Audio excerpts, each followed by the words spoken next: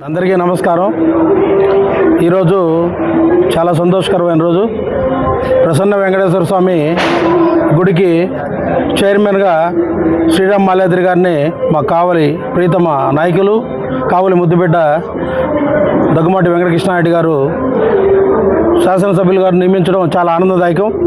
6 వయసులో మేమందరం కూడా ఈరోజు ఒక పండగ రోజులాగా ఉంది మాకు। ఈరోజు చాలా వర్త్ఫుల్ క్యాండిడేట్ని ఎమ్మెల్యే గారు ఎన్నుకోవడం జరిగింది।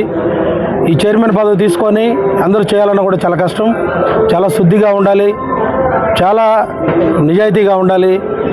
తిరుమల తర్వాత పవర్ఫుల్ టెంపుల్ ఏదైనా ఉందంటే ప్రసన్న వెంకటేశ్వర స్వామి టెంపుల్।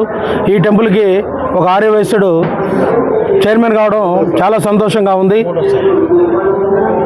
చాలా ఇంకొక విషయం ఏమిటంటే మా 6 వయసు ముద్దుబిడ్డ చైర్మన్ అయ్యే టైంలోనే 30 నుంచి 40 కోట్ల రూపాయలు అభివృద్ధి కార్యక్రమాలు జరుగుతూ ఉన్నాయి, సర్వేగంగా జరుగుతూ ఉన్నాయి కావలి శాసనసభ్యుల గారి ఆధ్వర్యంలో।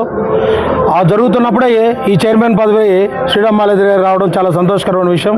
తెలుగుదేశం పార్టీ రాష్ట్రంలో ఏ విధంగా అభివృద్ధి పదంలో ముందుకెళ్తా ఉందో అదేవిధంగా రాష్ట్రంలో ఏ విధంగా ముందుకెళ్తుందో అదేవిధంగా కావలి నియోజకవర్గంలో కూడా అదేవిధంగా మా ప్రీతమ నాయకులు శాసనసభ్యులు గారు ముందుకు తీసుకెళ్తా ఉన్నారు, అహర్నిశలు కష్టపడుతూ ఉన్నారు।